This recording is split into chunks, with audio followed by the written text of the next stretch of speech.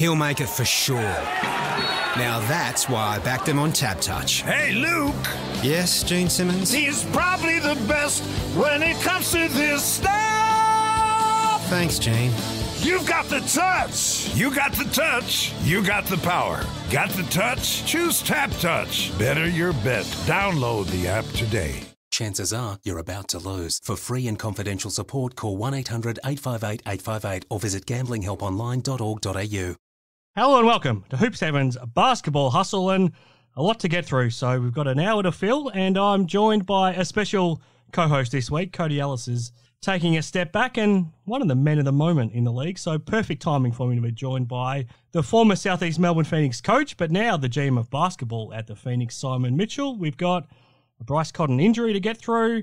We've got all of the coaching scenario at the Phoenix to get through, but also a win for the South East Melbourne Phoenix to talk about.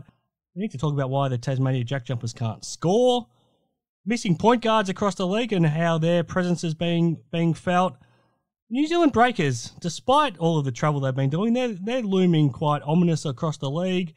The Illawarra Hawks, I think, right now, I'll see if Simon agrees, are clearly looking to be the best team in the NBL right now. The Adelaide 36ers have gone big and they're looking quite scary as well. And Bul Kuol's finally learned how to not foul and play some good defense. So that's a lot for us to get through just from that first opening. I'm Chris Pike as always, but I'm joined, as I mentioned, by Simon Mitchell. Thanks for joining us again, Simon, for the first time this season. G'day, Chris. Yeah, no, thanks for having me on. I really appreciate the opportunity to talk hoops with you. And, appreciate Cody stepping aside for a week. Thanks, Cody.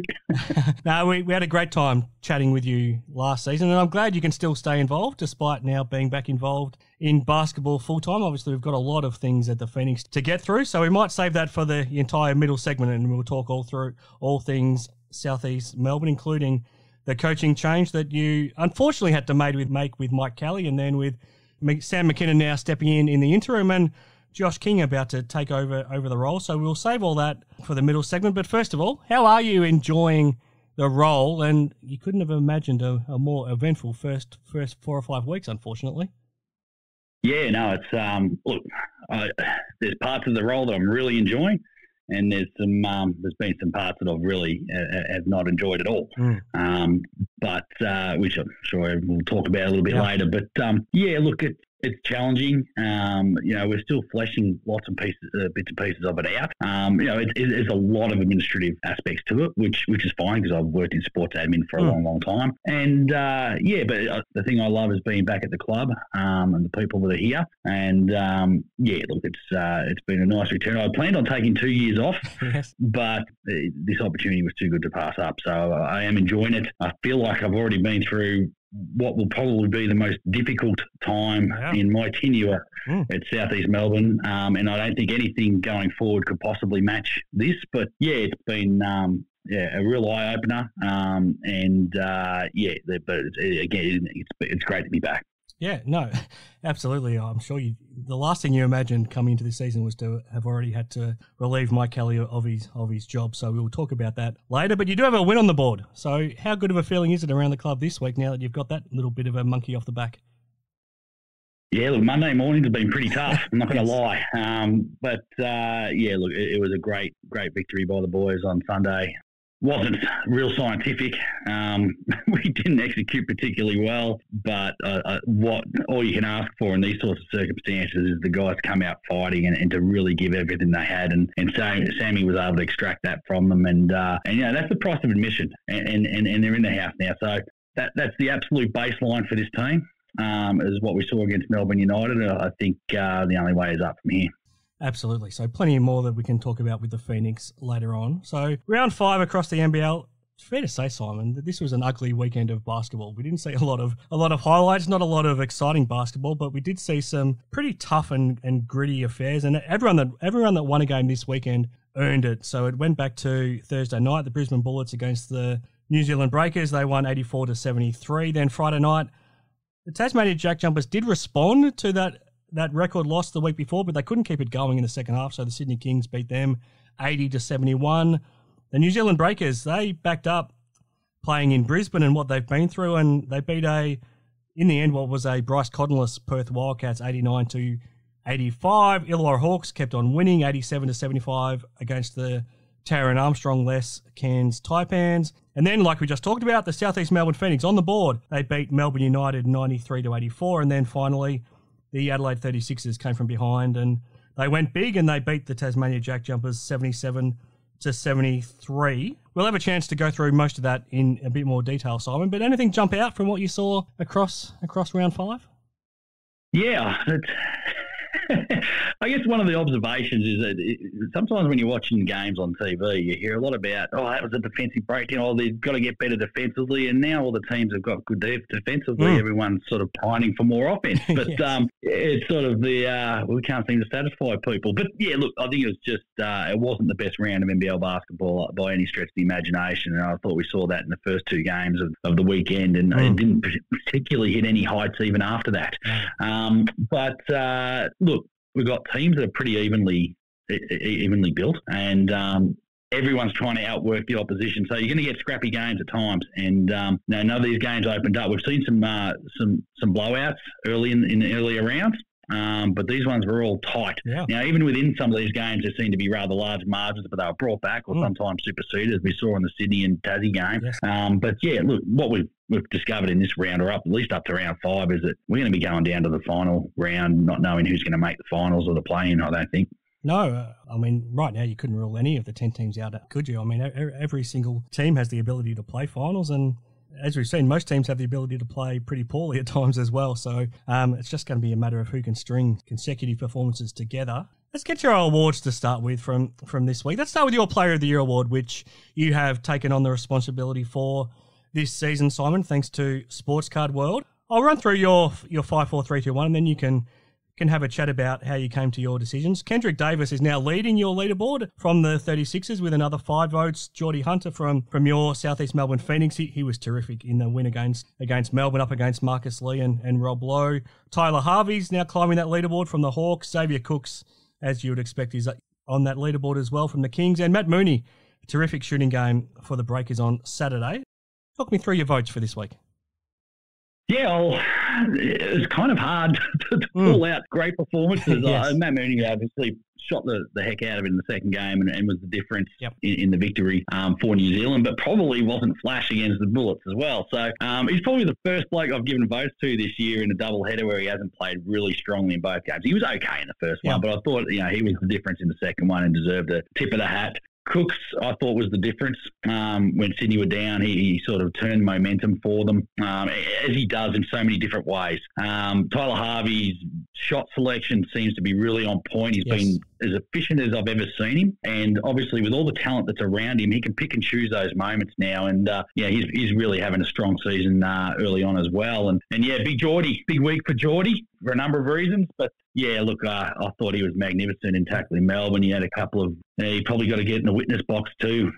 He was attacked a few times off the ball, but he was brilliant and certainly led South East Melbourne to victory in that one. And I got a bit of a soft spot for Kendrick Davis. I just think he was unnecessarily piled on early by some of the media. Yeah. We know it's not a cupcake league. We've been told that a million times. And we know that sometimes it takes imports a bit of a time or period of time to adjust to the way the game's officiated, the pace of the game and all these things. We know these things, but somehow we still find it, if they don't produce on day one, that we're going to get the knives out. But I'm not sure he was terrible early either, was he, in the first 2 games? He wasn't horrible.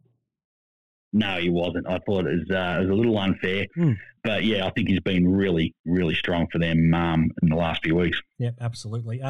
Damien Martin with his Best Defensive Player awards as well. So he's 1 vote again to Wani Swaka-Lobluk, who did another tremendous job on Rob Edwards up in Cairns. Sunday Detch was really good against both Doyle and Crawford at times on Sunday from the JackJumpers. But Bul Kuol is the one I want to talk to you about, Simon, because he's been foul prone his entire NBL career. It's really held him back in terms of being one of the leading defenders in the league and just staying on the court in Cairns, and then probably for the first 3 or 4 weeks of this season as well. But I don't know if he's just figured it out or if it's just a little blip. But the last 2 games, he's had 1 foul across his last 2 games, and he's done 2 terrific defensive jobs. First one was against the Taipans the previous Sunday, and then again in this game for the Kings against the JackJumpers, where he locked down Doyle and then Crawford in the second half, who had caught fire in the first half. Has he figured things out? Has he finally figured out how to stop fouling?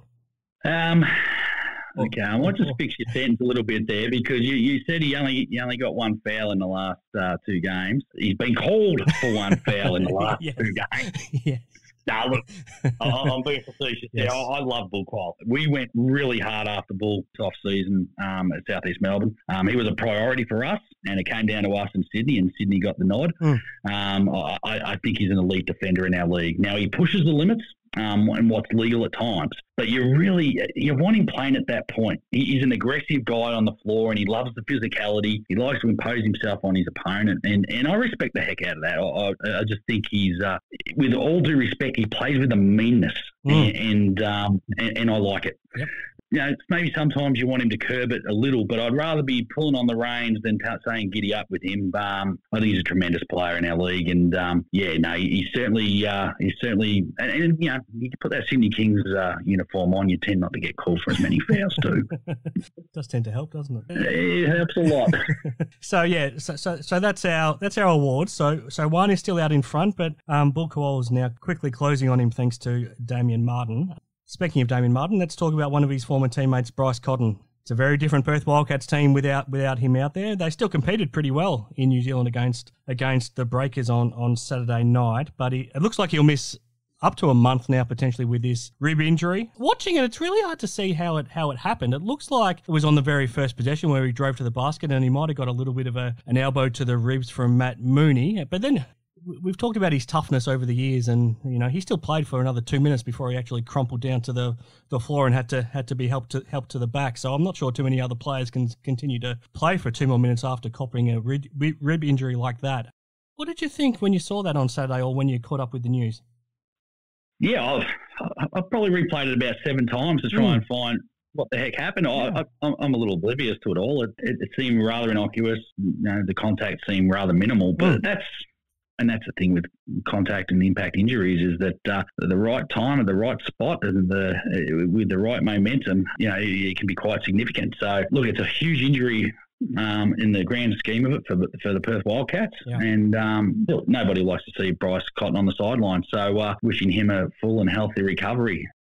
How do they replace him? He's the most irreplaceable player in the league, so it's a silly question, but how do they try to stay competitive? Because, I mean, they're in a bit of a hole. I mean, they're 2-4, and they play the Sydney Kings on Friday night. They don't want to get in too big of a hole for when he comes back to expect him to be the saviour. So how do they try to stay afloat without him?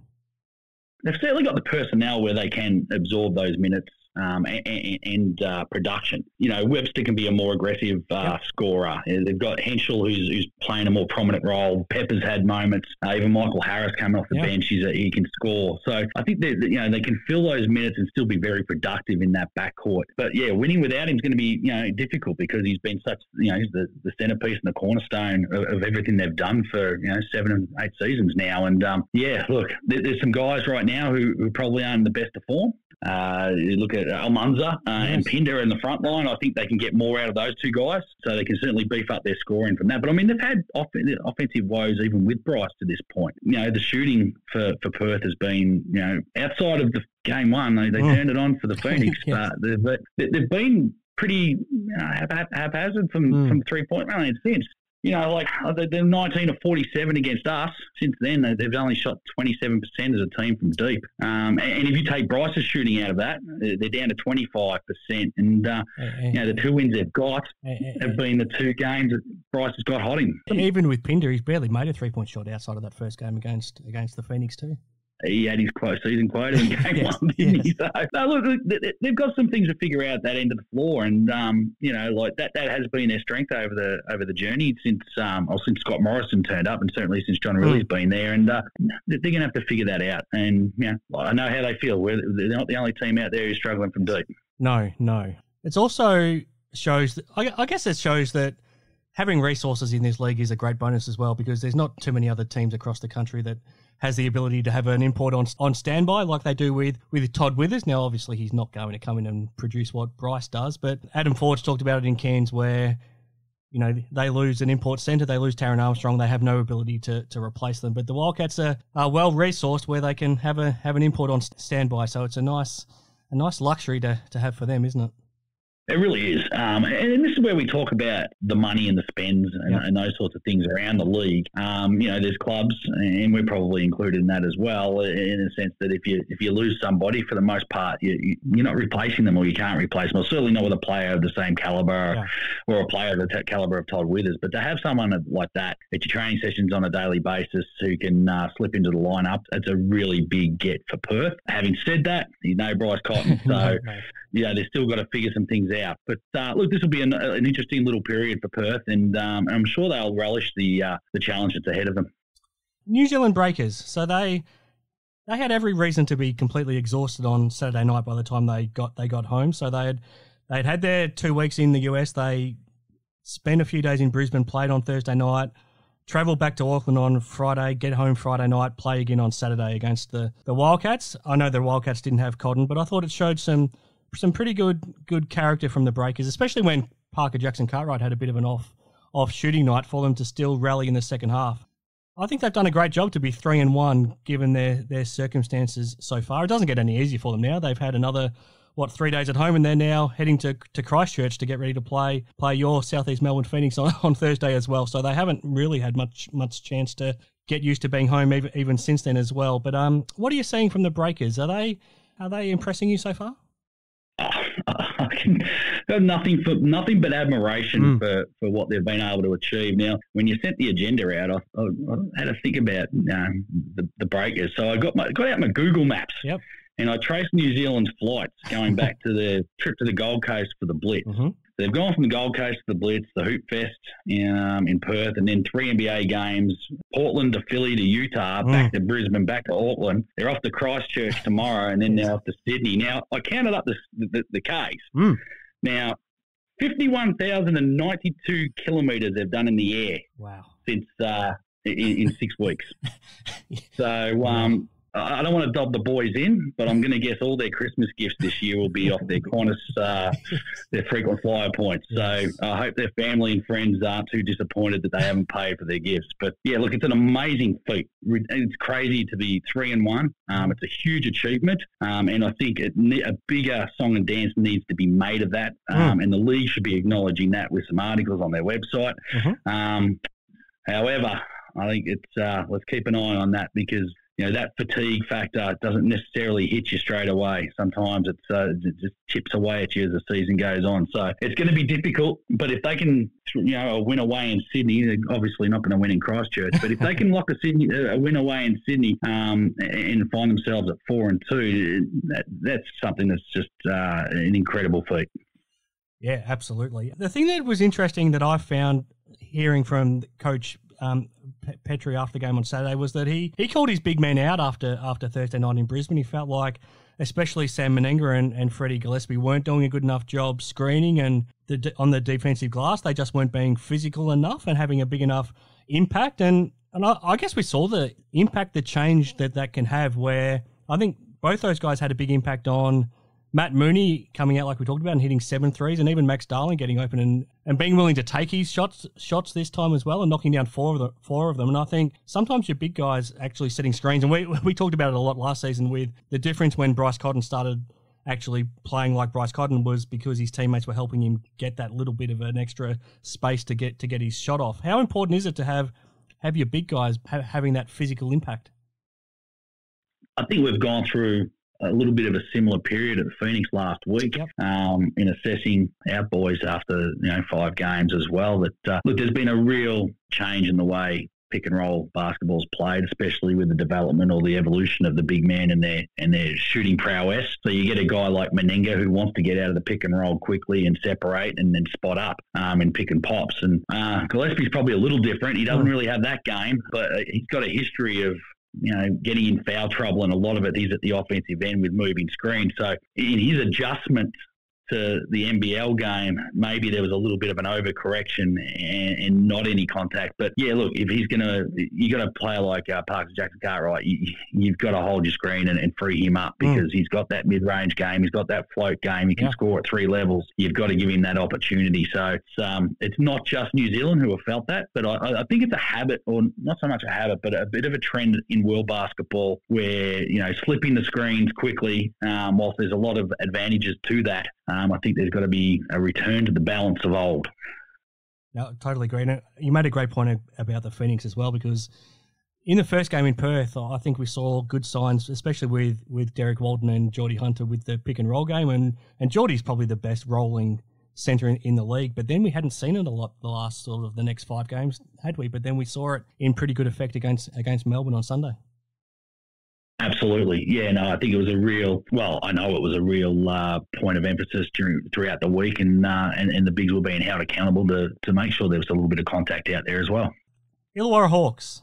I think we've talked a little bit about it on the show so far with Cody. I think there's a lot to be said about keeping a group together, and I think that's a big reason why they're looking so good early in the season. They're not trying to figure things out. They've had this group together, I think clearly they're looking the best team so far. They're 5-1. They're on top of the table. They had a solid performance in Cairns. They probably didn't have the start to that game that they hoped, but they wore the Taipans down the longer that game went. You think the Hawks are the best team we're seeing right now? I think they're definitely the best team available, best team in the NBL at this point. You know, yes. It's around 5. There's no doubt about that. And not only are they, you know, that they kept this team together, you know, like the guts of this team, you know, your old Brit, your Swackers, and your Tyler Harveys, they're contracted in young Lee as well. Mm. They're contracted into the future as well. So they've done an amazing job in the assembling of this roster. And, you know, like they've had some hard times, but they've turned it around and now they've become, you know, somewhat of a juggernaut. Mm. But, yeah, I think they're the yardstick of the NBL right now. I mean, offensively, they lead in virtually every category, scoring, offensive efficiency, offensive rating. You know, they hit from deep. They get to the line. They convert when they get to the line, and they're potent in the paint. You know, we talk about them being the yardstick. You know, defensively, I think they've been pretty solid and made really, you know, large strides in that area. But, you know, I don't think they're infallible. You know, they've not been strong on the defensive boards. Mm-hmm. You know, they can make adjustments and get better at that, but there's a bit of a history there as well, and they don't have rim protection, and that's not going to change, not with the lineup they have. So, you know, they're not the perfect team right now, but they're playing really good basketball, and they're selfless. You know, offensively, they celebrate each other's successes, and that's stuff you want to see as a fan or an employee of a club. You love to see teams that celebrate each other's wins. Trey Kell is a player that you know very well. You're the reason he came to the NBL in the first place. I love the season he's having, and I love that he's having such an impact on making Tyler Harvey a better player as well. You talked about him at the top of the show, and I think having a genuine point guard like him is just helping Tyler enormously to just be able to get the right shots and get good looks as well without having to force anything. But I like the fact that Trey on Saturday night had a poor shooting night, so he went 4 of 15, but he has such an impact on his team that they're still plus 22, even though he's not scoring. That just says a lot about the direction that he's giving his team out on the court. Yeah, look, healthy Trey Kell doesn't need to shoot well to be a great player. You know, he finds ways to contribute, whether it's on the ball, off the ball, defending, working the boards. When he has the ball, he makes good decisions. He creates for his teammates. He'll just find a way to make his teammates better. I think when we first brought him in from Europe, you know, we had him penciled in as a combo guard to play the 2-man who would swing to the 1. I actually didn't know this until we were up in the Blitz. So I don't know if I should be even speaking about this, to be honest. But there was a conversation that Trey and myself had. We caught up for quite a while, and it was good to catch up. But yeah, look, he actually had a fracture in his leg when he was with us, and he didn't tell anyone. He didn't know what it was. He knew there was something wrong, but he kept it to himself. It wasn't until the end of the season, then he went and got himself checked out and got some X-rays, that he found that there was a rather large fracture, and so that's why we never got the best out of him. He basically revealed it to me and apologised that he wasn't healthy. But look, he's a ripping bloke, and if you recall, there was a video about us when we recruited him and just how excited we were to get him. We thought he was going to come in and be one hell of a basketball player, and he showed that he was at last season at Adelaide. And when Illawarra picked him up this year, for me, it just made so much sense. It was such a really shrewd recruitment. So tip of the hat to Trey. He's having a wonderful season, but also to the Hawks, and just keep kicking goals. No, absolutely. All right, Simon, we'll have to take a quick break. We've got a couple of more topics to get through, and then we will get into our South East Melbourne Phoenix chat after we hear from Tap Touch. Can you picture the first goal before the ball has even bounced? Can you read the footy future in the mullet of a full forward? You've got the touch. Got the touch? Download the Tab Touch app today. You win some, you lose more. Okay, back on Hoop 7's Basketball Hustle. I'm joined by Simon Mitchell this week. Let's keep our chat going, Simon, because we need to get to our Phoenix conversation quickly, because that's what, let's be honest, everyone wants to get your thoughts on this week. But the Tasmania JackJumpers, they just can't score. It's pretty simple. I don't think you could question their effort in their two games this past weekend against Sydney down in Launceston on Friday and then in Adelaide on Sunday. But, you know, they only gave up 80 points to Sydney and 77 to Adelaide, but they just quite simply can't score. 71 and 73 points in those games. They're the only team across the league averaging under 80 points a game at 77.4 and ranked last in all these categories. So they're shooting at 39.8% field goals, 29.7 from three. Their effective field goal percentage is 45%. Their true shooting percentage is 49%. Their offensive rating, they're the only team ranked below, I think, 105 across the league. Their offensive rating is 98. What do you think of their offense right now? Where can they find some more points?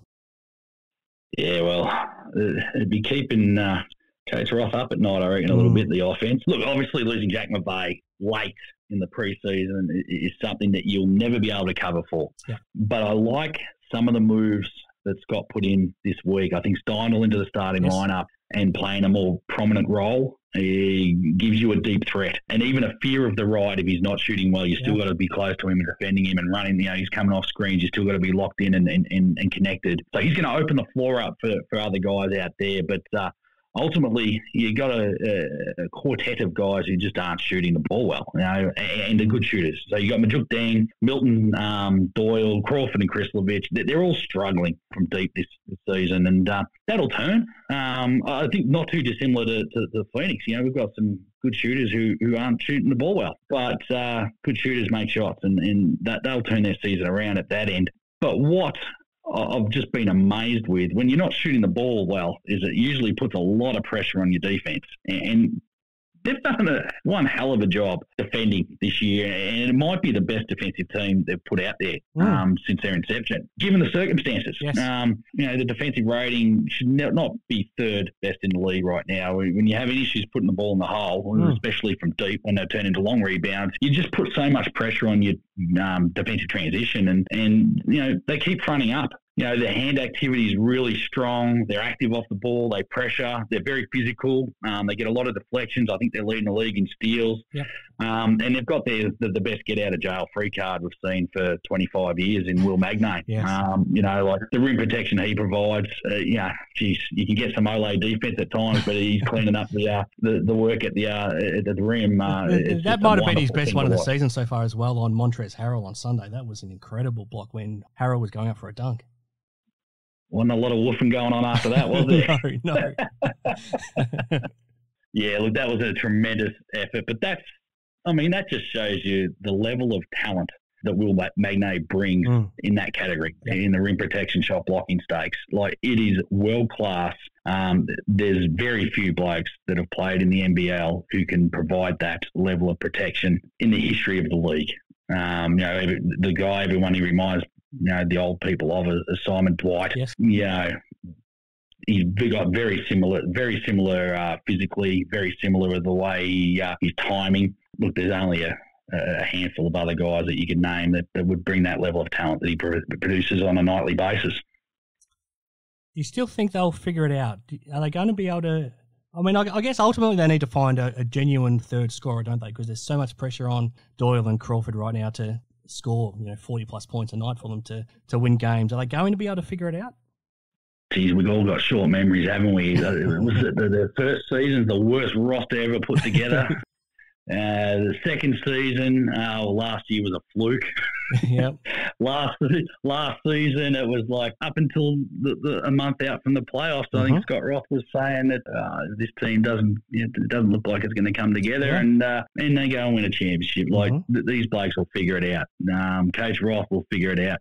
As I said, like this defense, if the ball starts dropping in the hole, this defense goes to another level. Yep. And, look, those guys that I mentioned before, your Dings, your Doyles, your Crawfords, even a guy like a Krislovich, I don't think he's made a 3 yet this year. They're going to find the bottom of the rim eventually, if they keep defending them. And then you've got Shawnee Mack to come back into the team as well. Like this team will find it at some stage. They'll string the wins together, and then we'll be all scratching our heads saying, why did we undersell them again? Yep. You would think we've learned after the last 3 years, wouldn't you? Adelaide 36ers, I've had this conversation with Mike Wells. They have ended up, it's more by chance than anything, but they've ended up bucking the trend where most teams are looking for that mobile front court without that genuine centre, but they've now gone the opposite direction and they're going massive. So they're going to be starting, you would think at least 2 of Montrezl Harrell, Isaac Humphries and Jarrell Martin as the season goes on, but potentially all 3 of them once Jarrell is fully healthy and no longer on minutes restriction. How much of a different team does that make them by now suddenly being so big up front? Yeah, look, it does. It makes them an outlier in the current game. Yeah, where it takes them, we'll wait and see. They've got size and shooting, and they have the potential to be really explosive offensively. I don't think they've proved themselves, like defense wins championships, right? And we saw last year the 2 best defensive teams in the finals. I don't think they've really proved themselves to be a huge upgrade on that side of the ball just yet. Looking at the rankings here, they're currently sitting 9th in the NBL in defensive efficiency. So, and even despite being so big, they don't really have rim protection, do they? Well, they do, but Humphries is not in the best of form just yet. We've seen flashes. Yeah. And he's the sort of kid where if something's going right for him, whether it be scoring or rebounding, everything seems to go right. So, look, that'll come, I'm sure, with his confidence when he starts to string those good performances together. But, look, they're an exciting team. They play an exciting brand of basketball. They're certainly potent. They had the world against them early, and I think Coach Wells and the organisation have kind of, they've shown great leadership and strength to push through. And they're entertaining to watch. So I certainly tune in when there's every Adelaide game. I think they're quite fun to watch. They've also got, like we talked about, Kendrick Davis as an outstanding point guard, DJ Vasiljevic as an outstanding scorer, and then Sunday Dech as a terrific defender. So do they have enough of a balance? Can that group all come together and still be successful, do you think?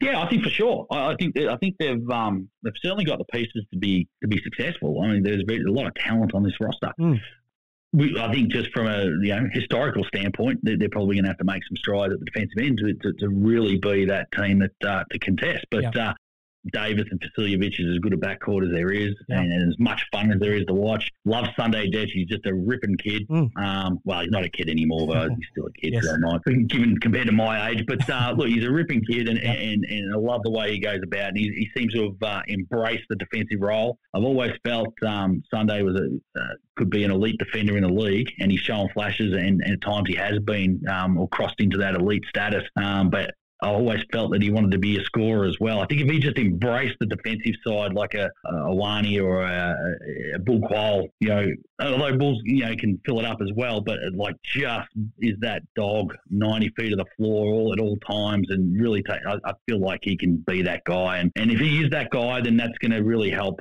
Adelaide. No, absolutely. I was going to ask you about Melbourne missing Sha'ili and Cairns without Taron Armstrong, but we'll get to our preview later on and I'll get to that discussion. So let's get to the South East Melbourne Phoenix. Simon, you're back working at the club as we talked about at the start of the show this season. Let's talk about Sunday's win against Melbourne United first of all, because obviously it had been an eventful week after you'd had to let Mike Kelly go after the loss to the Brisbane Bullets and starting 0-5. What stood out to me more than anything was it looked like it was a hungry team from the start on Sunday. They were more disciplined in the way that they played, and just the focus. Just that focus and hunger is what stood out about the group. What did you like about what you saw on Sunday?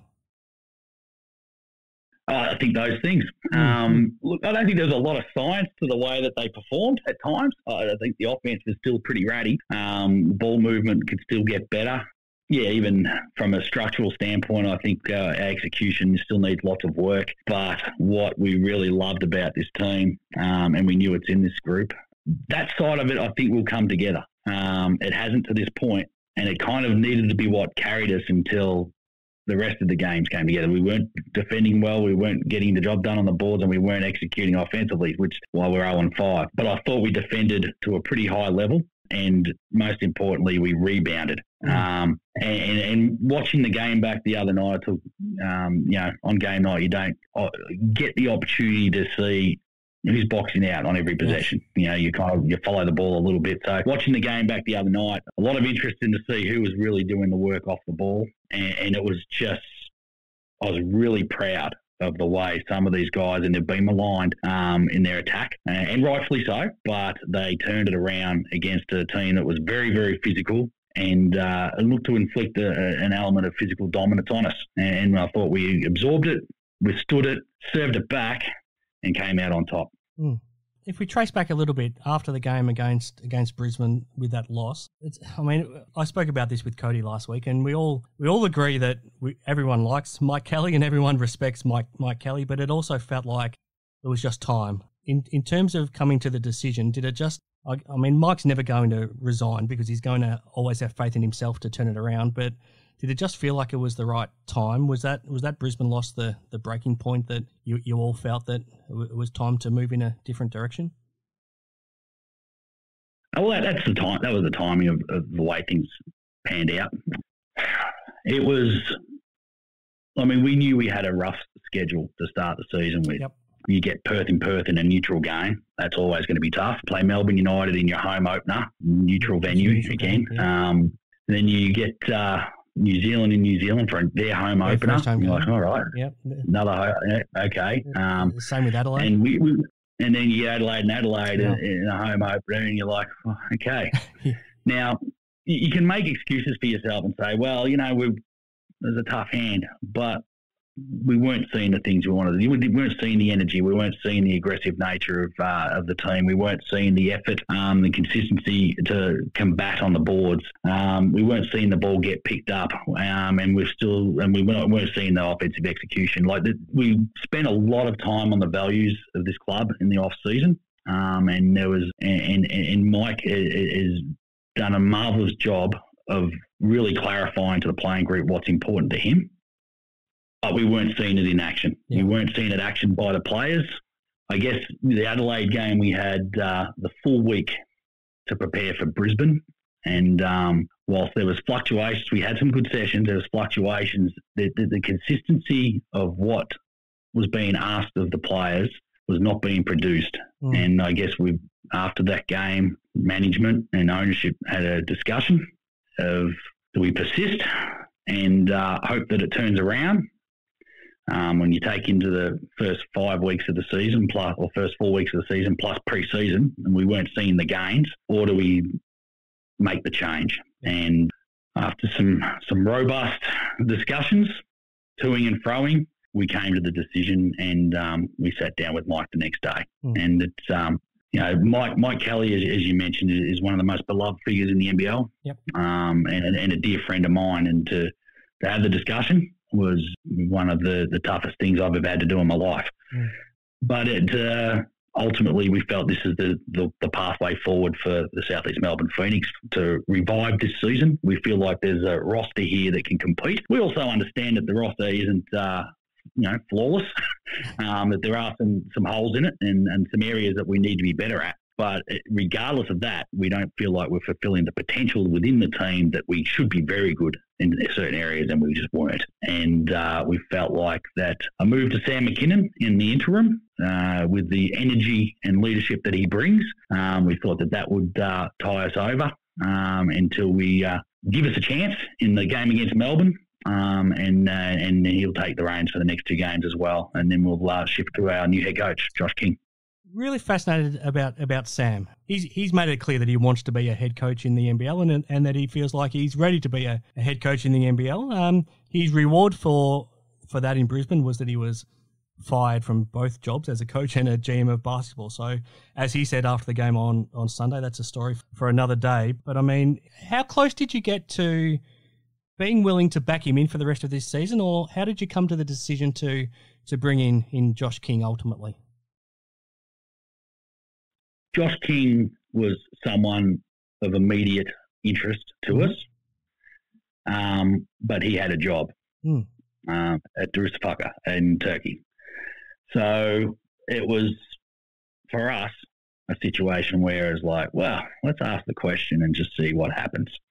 Quite amazingly, he became available, and it was through some relationships within the club, some negotiations, and Josh was very, very keen on the idea to get to the NBL. He sees it as a pathway to the NBA. It is, you're talking about a rather large club in Turkey that's been, formerly Bul's Basketball Champions League team, and it's been EuroLeague in the past, and it's fallen a little bit on hard times in recent years. But he was the man to rebuild that club. But he saw that the NBL was a better proposition.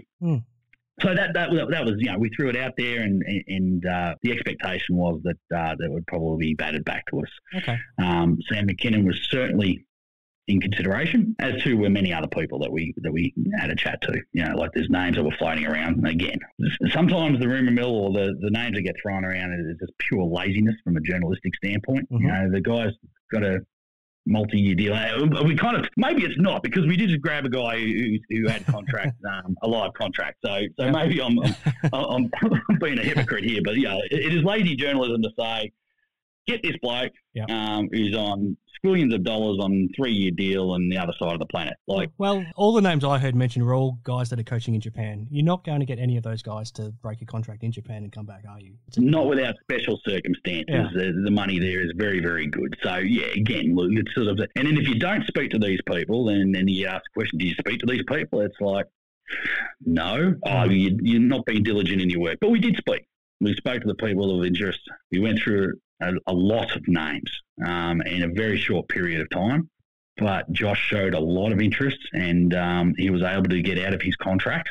I think it was reported somewhere where it was a mutual decision. Well, it was mutual after he made the advance to get out of it. So we feel very fortunate to get one of the up and coming stars in world basketball coaching, and we feel like that his brand of basketball definitely will just transition into the NBL. It's get defensively up the floor, utilize some of the athletes that we have, very aggressive, work the boards and run. Like, it's a high energy. I was watching the last game. I think they had 8 points on fast breaks after made baskets by the opposition. Every possession, get it out of the net, get it in, and put the pressure on the other team. And we feel like that brand is kind of built for what we've got here. And it was sort of the brand that we thought would be being produced. It was the brand that wasn't, and hence why he was such an attractive target for us. Well, I mean, the one that immediately springs to mind is that suits Nathan Sobey to a T, doesn't it? It suits a lot of the guys to a T. Joey's camps will enjoy the open spaces. Obviously, Derek Walton Jr., when he returns from injury, will do that. I think Matt Hurt is going to get a bucket pretty much in any circumstance, no matter what. Whether it's a half-court, drag him out, knock him down game, or if it's an up-and-down, sprint fest, he's just going to score. So, but I think for the majority, the guys like Angus Glover, Mackinnon, these are guys that can really get out in the open court, use their speed, athleticism, and they can profit at the offensive end from there. You mentioned Derek Walton, so he's now got a hamstring injury that's going to sideline him for multiple weeks. I mean, that's a big blow. That's the disappointing part out of Sunday. The positive, though, is that Angus Glover playing that point guard role looked terrific on Sunday. I think he ended up with 8 assists, and you've also got Owen Foxwell and Ben Eyre there that can play that role. You never want to lose a player to injury, but you're pretty well placed in terms of being able to cover for him. Yeah, we feel that way too. There's a few questions of, okay, he's out for 3 weeks. Who's your replacement player? I'm like, well, no. Ben Eyre hasn't played a lot now. I guess he can kind of help out in that situation. He obviously Foxy and Glove stepping up against Melbourne showed a real veteran head, I thought, in that fourth quarter. I thought we played through him a lot, and his decision-making was really strong. And really proud of him. He's not had good form to this point. It's not on his own. It's probably everyone outside of Matt Hurt is probably playing a little bit below what we would call their best. And I thought, whilst the 3-point shot, he did make one, and the prolific 3-point shooter hasn't quite shown up yet. I thought the all-round player that we knew we were going to get in Angus Glover showed up against Melbourne United, and it was a sight to behold for our fans and for his teammates. They really celebrated it, and as you said, like his passing in that half court, hitting guys on back cuts at the rim, he was making all the right decisions and executing it beautifully. You touched on Matt Hurt as well. I feel like we're only tipping the iceberg on what he's capable of in the league, but he's already leading the league in scoring. It's probably a low bar compared to what we're used to, but 21.3 points a game, and he's leading the league. He's shooting 45% from three, but gee, he's potentially only going to keep getting better, isn't he? He's fitted into this league perfectly on a team that's been struggling. You'd think as you improve as a team, hopefully he'll only keep getting better too. Yeah, no, without a doubt. I mean, this offense is going to get a lot better, and I don't know if we could really say he's been a huge target for what we're trying to achieve to this point, and obviously those opportunities should increase and get better. He's proven himself a scorer, not just here, but in G League, and I mean the numbers he put up at Duke, people kind of underestimated him, but there's not too many good guys who will throw those sort of numbers around in a 2-year career over the first 2 years of their career. I mean, they're kind of Christian Laettner-like numbers, so. He's a baller. Yeah, he's just a flat-out scorer. He can score at 3 different levels. He's unorthodox. Even just from his jump shots, unorthodox. It's extraordinarily high release, so he can get it off against even opponents of the same size as him. He's got that step-back Dirk. He's got a little bit of float game, and he's certainly, and this is where I'd love to see him get a few more touches, it's just his proficiency in the post. He's kind of got the footwork around there. He's got quite the dance step. So, look, he can score at 3 levels, and I think he's someone who's going to continue to get better as he becomes more of a focus. Absolutely. All right, Simon, I'll let you off the hook there. Let's take our last break on the show. When we come back, we'll take a look at round 6 in the NBL. He'll make it for sure. That's why I backed him on Tap Touch. You got the touch, you got the power. Got the touch? Choose Tap Touch. Better your bet. Download the app today. Imagine what you could be buying instead. Okay, back on Hoop 7's Basketball Hustle. I'm with Simon Mitchell for our preview now of round 6 in the NBL, and it starts with a doubleheader on Thursday night, where this preview comes thanks to Tab Touch. So check out the Tab Touch app or go to tabtouch.com.au to check out all of the odds, and we've got a couple of exclusives up there, which Cody's helped us out to come up with for this week, including the start of the NBA season, which is now up and running as well. Simon and LeBron and Bronny, they got on the court together, so we've finally got that to tick off at least. Oh yeah, been really looking forward to that. I thought you would have been excited. Boston Celtics also 29 3-pointers in their season opener as well. So good luck to stopping them this season. But we're here to talk about the NBL, Simon. So Thursday night doubleheader in Christchurch, New Zealand Breakers and the South East Melbourne Phoenix. According to Tab Touch, $1.44 for the Breakers, the Phoenix at $2.80. I know that you can't talk about the odds right now, given you're now involved, but gee, I feel like it's a closer contest than that suggests, especially given, that wear down factor might end up catching up with the Breakers and the Phoenix coming off a win. It's silly to ask you your prediction, but how do the Phoenix win this game? Yeah, look, I thought probably our best quarter of the season so far was the first quarter against New Zealand in round 3. I thought we were able to get out and dictate the terms in that game. We were able to bring quite a bit of pace to the game. Now, they were missing threes, and we were able to get the ball and get out and run. Now, that dried up for us, and then we lost our nerve a little bit in the fourth quarter. But I feel like this is kind of a battle of wills.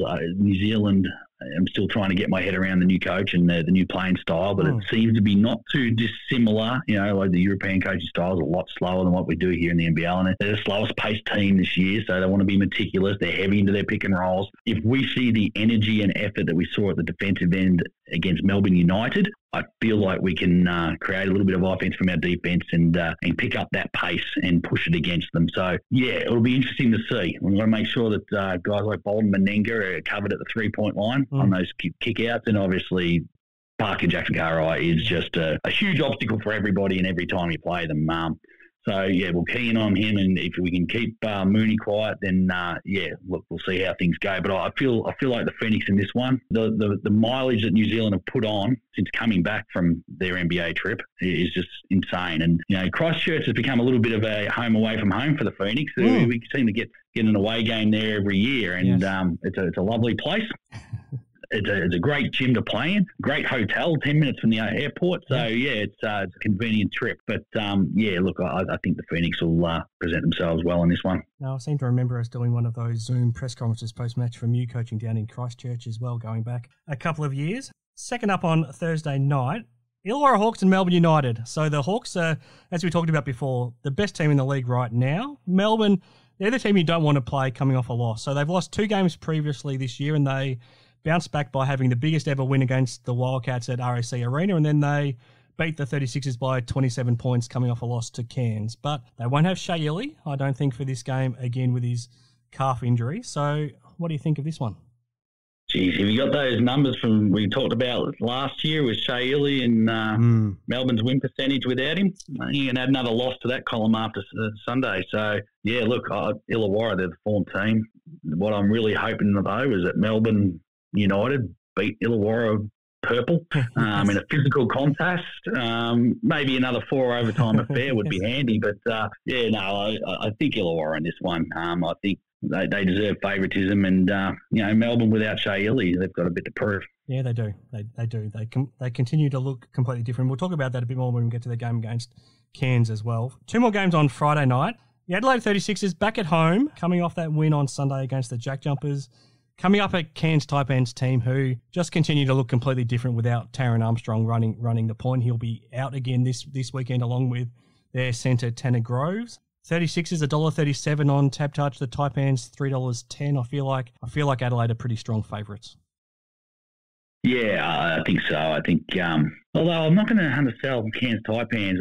Every time you think they're struggling, and they seem to turn in one of those performances where they shoot the lights out. So look, I think Taron Armstrong is an enormous loss for them. Yep. His maturity is beyond his years. His ability to see the floor, he's a really high-level player. I think his trajectory is kind of similar, although he's younger, but it's similar to what Will McDowell-White's been showing in recent seasons, where it could easily transfer to a world stage for him. Probably similar type of players too, aren't they?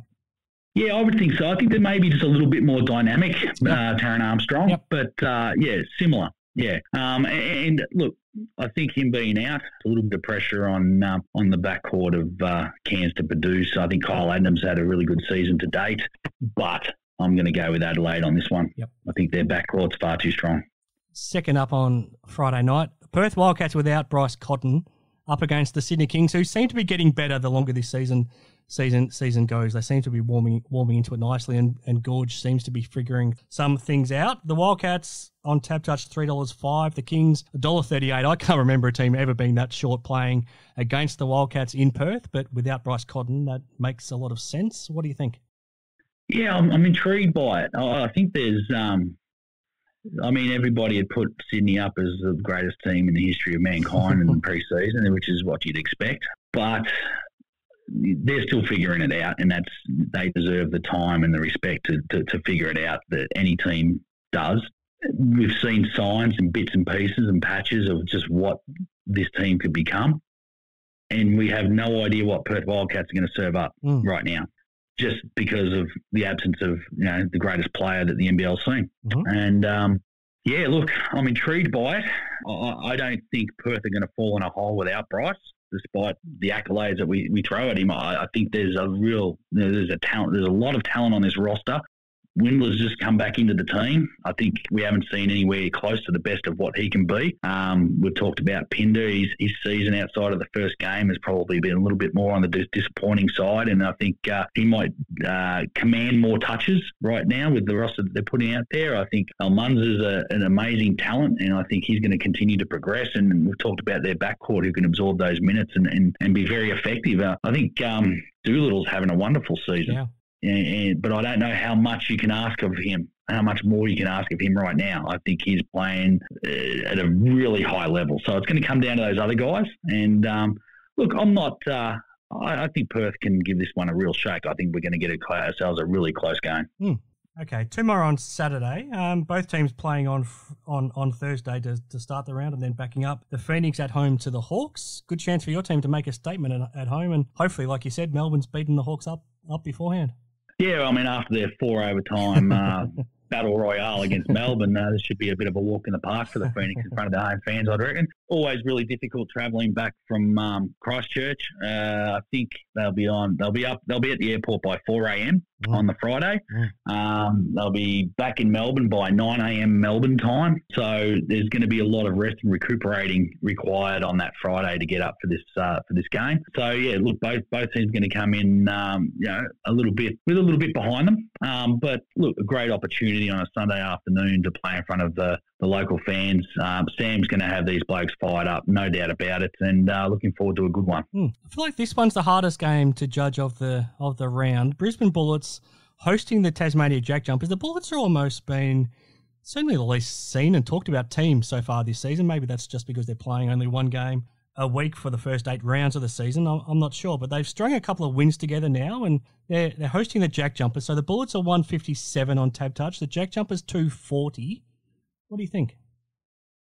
I don't know if you call this an upset when the reigning champ beat the team. I think the JackJumpers are going to get this one. Yep. I think they've got some players that have been just performing under the level that they're capable of. I think their defence has been stellar, and Brisbane have strung two together. I thought they were pretty fortunate to get New Zealand at the right time, yeah, I think even the week before it wasn't a game that reached any sort of great heights against South East Melbourne. So, yeah, look, I think they're still a team that's trying to work things out. The loss of Sam McDaniel's huge. I don't think that's garnered enough acknowledgement. Like, that's a really big piece, not just in the performance department. Like, he's a great defender, one of the elite in the league, and, Brisbane are not particularly strong on that side of the floor just at the moment. But, to lose him, that's huge, and you can't cover for someone like him. So, yeah, I'm going to go with the Jackies.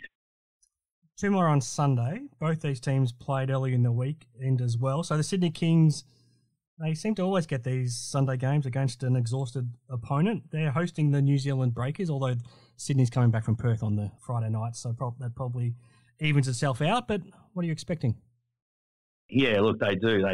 They're served up. Them and the other team that's playing in the next game both get a wonderful schedule from the NBL head office in the Sunday afternoon game. But Sydney Kings. Look, I think they'll be happy to be home. I mean, this is where New Zealand click over the 50,000 Ks. Yeah. Wow. I don't care what the travel to Perth to and from does. What New Zealand is doing is unprecedented. So I'm going with the Kings in this one. Last up, Melbourne United and the Cairns Taipans. I want to get your thoughts. Who misses their point guard the most? Melbourne without Shea Ili or Cairns without Taron Armstrong? And who can come away with the win without those guys playing? Jeez. Yeah, that's a tough one. Jeez. Oh. Look, I think both of them missed those players immeasurably. I mean, we've spoken previously about the record Melbourne have without Shea Ili, and it's not pretty. Yeah. I'm going to step outside the norm on this one and just go on form. Like, I think that's a draw. I think Melbourne and Cairns are missing their two most important players, or their most important player each. Cairns have got Melbourne's number at the moment. We've seen it over the last 2 seasons. We saw it earlier this year. Yep. Until Melbourne can reverse that form trend, you've got to stick with them. Yeah. Cairns, that is. Yeah, no, absolutely. Well, I think it's 4 straight against them. And, yeah, it's been a remarkable thing. And you broke it down last season. So if anyone can go back to that episode last season about what Cairns do so well, but they seem to take Melbourne out of the offense they want to run. I think 40's really worked it out where they almost dare them to take those early shots in each possession, and Melbourne doesn't quite run the same offense they do against every other team. Yeah, I think 40's, he must sit down in his laboratory and devise 20 ways to beat Melbourne United every off-season, because he finds different ways of doing it. You know, like we saw last year when they came out, they brought the flex offense in and they started running Chris off all these turnouts and making him be really picked on. And they'd go through Bul Kuol offensively quite a lot. Now, Bul's not there anymore, so they've had to find another way again to do it. Look, Cairns, I think from memory, I've got to remember the game they played against Melbourne last time. I think they shot the ball extremely well. And they were able to get out, and this is part of last year as well, they were able to get out and transition against Melbourne. And part of what you were talking about, they kind of lull Melbourne into those early threes. Yeah. Those are long rebounds, and it gets you out of first gear when you chase the ball down, and then you can actually run it down them at the other end. So that suits Cairns. It's going to be an interesting game. And, look, if Melbourne don't get this one, it's an interesting little scenario they find themselves in as well. So if they've lost to Illawarra the night before. So, it's an important game for Melbourne, but I'm going to tip Cairns. Yeah, no, it'll be fascinating to watch. Okay, so it's been a lot of fun to fill up this hour, Simon. As we always find, the hour goes very quickly. There's a lot to fill in, but we've done a good job. Thank you for joining me once again. I'm Chris Pike, and I'll leave it there for this week. And thank you, Simon Mitchell, for joining me first of all, and then I'll let you have the final say with whatever might be on your mind right now. Yeah. Firstly, I just appreciate you having me back on the show. I'll enjoy talking basketball with you, Chris. It's always fun. Yeah. Look, I think what's on my mind this week, leadership. I just want to tip my hat to Sam Mackinnon and what he's been able to do in a very short period of time with a group of men. It's clearly this group is held together. We've worked a lot on team bonding and culture and a lot of different things and scenarios this off season with this group to try and get them to gel earlier. I feel like Sam, when he was given this opportunity, we've been very communicative with him about the situation and what was taking place at every turn. And he's taken it in his stride. He's not let it deviate from leading this team. And, to me, it's just it was a really, really strong indication of how ready he is to coach. And so I just wanted to tip my hat to Sam and the job he did last week.